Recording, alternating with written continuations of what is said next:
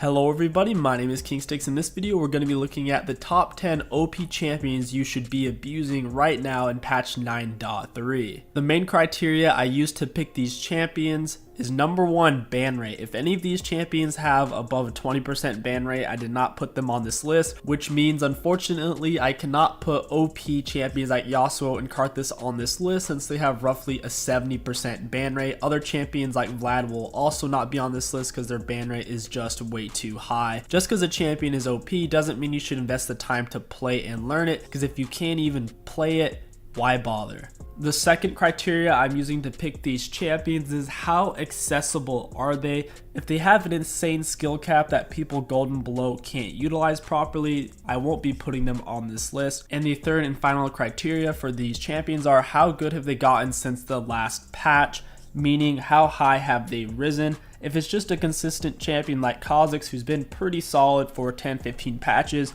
they're not going to be on this list. We're going to be doing 10 champions and 2 champions from each role. This felt appropriate, that way everyone gets included. Also, I felt like there was great choices for every role in this patch. Let's start out with top lane and work our way down. The first champion I want to talk about is YORICK. Right now he is a powerhouse. The past couple of patches have given YORICK some massive quality of life improvements and also made him a lot stronger. I can't tell you how many times I've been one-shotted by YORICK if I don't have any armor or HP build. YORICK has some insane healing in his kit that a lot of people don't give him credit for. Oftentimes enemy teams won't build Executioners or Morello because they don't see YORICK as a healing champion, when in reality in the mid game, if you don't have Executioners or Morello, it's very difficult to impossible to kill YORICK in a team fight because all of the healing he receives. If you enjoy split pushing and playing top lane, YORICK is definitely for you. Something you should know though, after the 35-minute mark, YORICK starts to fall off substantially, struggling to maintain a 44% win rate. So if you are picking him as a split pusher, do note that if you're not able to keep split pushing, at some point you will have to group with your team and try to end the game, because if it goes to the point where everyone has full items, you're going to be struggling greatly. The second OP top laner you guys should definitely be abusing this patch is very similar to YORICK.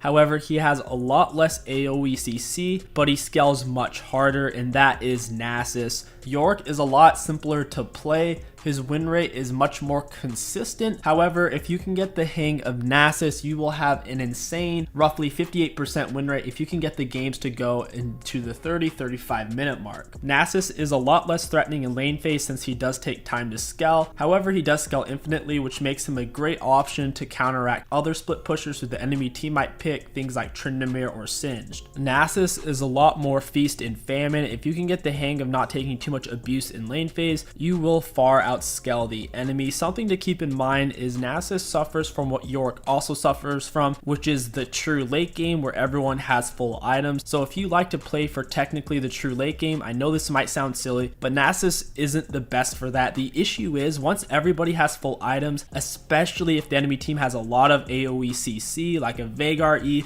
or maybe a Sejuani, it's very hard on Nasus because even though he can kill a squishy with 1 or 2 Qs, he doesn't get the opportunity. He has a large hitbox, he's easy to CC, and an AD carry can grind him up in just a few seconds. Ideally, when playing Nasus, try to get as many stacks as possible, and then around the 30-minute mark, you're really going to want to try to group with your team and end. If you see your team is trying to group and you're unable to split push, try to group with them even sooner. Next up, we're going to be looking at OP junglers this patch. For the first one, we have Jarvan. We're seeing Jarvan non-stop right now. I think it's partly because of the pro scene. I've been seeing a lot of Jarvan there. He's pretty gosh darn strong. He's a better version of Lee Sin in my opinion, especially for lower mid elo. Lee Sin's really hard to land his skill shots. With Jarvan, it's a little bit easier in my opinion since he has an automatic gap closer with his ultimate. Plus, if he does land his skill shot QE combo, he gets a free knockup. With Lee Sin, he doesn't. Same thing with Nidalee. Jarvan is the ultimate red buff level 2 ganker. You're guaranteed to at least get their flash, and if the enemies don't flash, you'll probably get a kill since you have insane burst damage plus a knockup. Like with most red buff level 2 gankers, Jarvan doesn't scale the best in the late game, so in the early and mid game, you're gonna want to be prioritizing ganks and objectives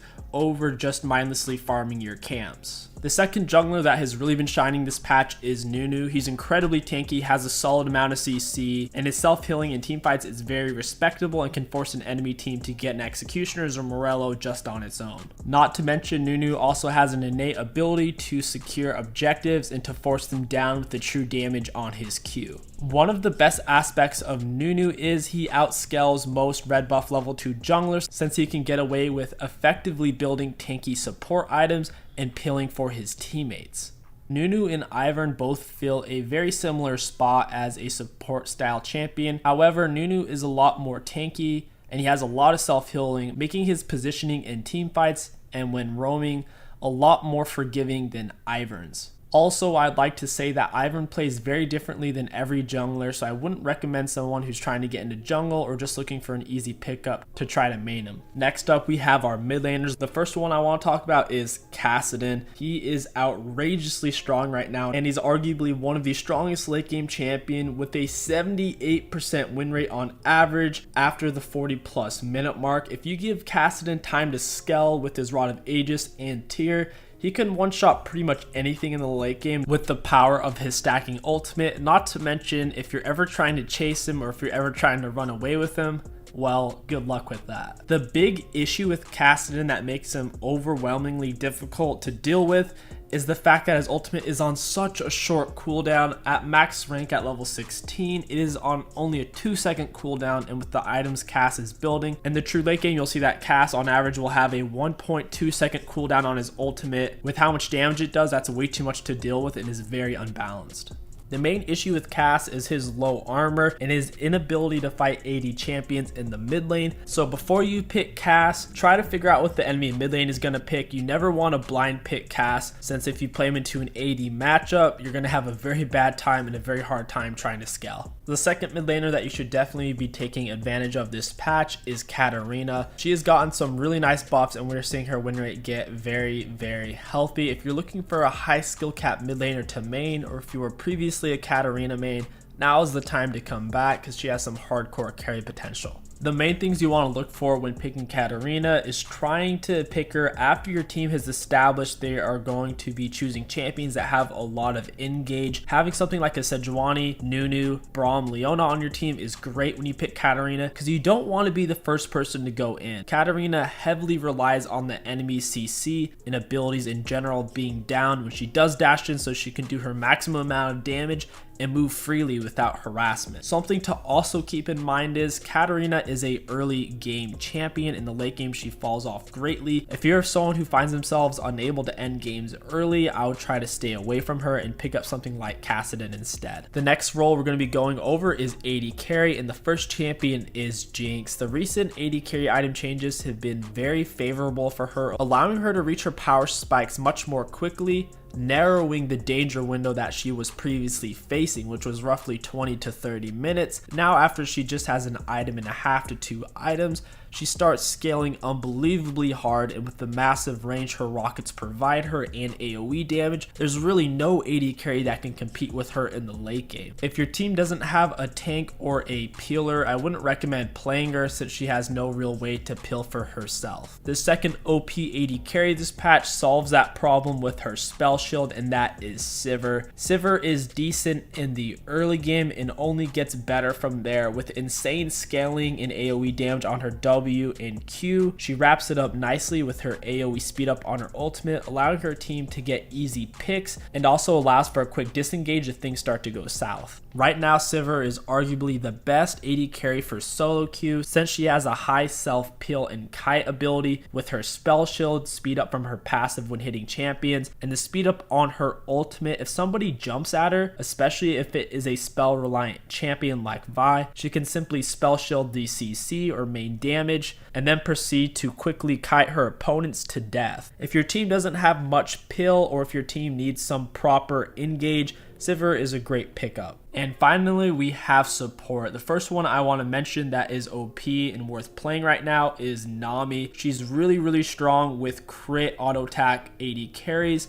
The amount of free damage and slows that her E gives is insane. It gives her 80 carries and her jungler a whole lot of kill potential just off that one ability, which is just auto attack based. She doesn't even have to land it, it's point and click. If the enemy step up a little bit too far, if you have a mobile auto attack based 80 carry like Lucian, that opponent's gonna die almost guaranteed. Nami is also really great defensively. Landing her bubble is normally hard, but when used defensively, she can land it for free if she throws it in front of her opponents. If they stop chasing, you get away. If they keep chasing, well, they're gonna run into the bubble. In the late game, Nami also scales exceptionally well. She can pill her teammates really easily with her speed ups and heals. She also does a great job at pilling for her teammates when the enemies engage. Her ultimate provides an easy source of AoE CC, and while the enemies are CC'd by her easy to land ultimate, she can throw out a Q which will land for free since the enemies can't move since they're stunned from her ultimate. The main thing you need to avoid while playing Nami is trying to frontline, and you also need to avoid fishing with your Qs in the same way that a bad Thresh player does.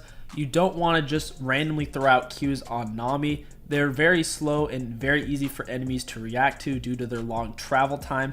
Unless the enemies are chasing you, or unless you're chasing the enemies, and if they turn around they'll die, it is very difficult to land the bubble. So don't just throw it out, because if you do use it, now you have zero pressure and the enemies can easily engage on you without you being able to retaliate whatsoever. And the second OP support right now in this patch and the final champion on this list is SONA. Right now, SONA is really strong for the same reasons that Nami is. Crit 80 carries are back in with the crit item buffs. In the late game, SONA is arguably the strongest support with an instant 5-man shield and 2-man heal, and with an instant 5-man speed up. No support can consistently match the amount of utility SONA gives constantly to her team. The main road bumps you're going to need to overcome to succeed on SONA is not dying in the early game. This can be quite difficult since SONA has no good escapes early on. All she has is a speed up, which isn't the best at rank 1. Plus she has really low base health, so positioning is definitely key on SONA. After you have your Ardent tier and one other mana item, you have officially become Gunship SONA, and you can mash all of your abilities at once non-stop without running out of mana.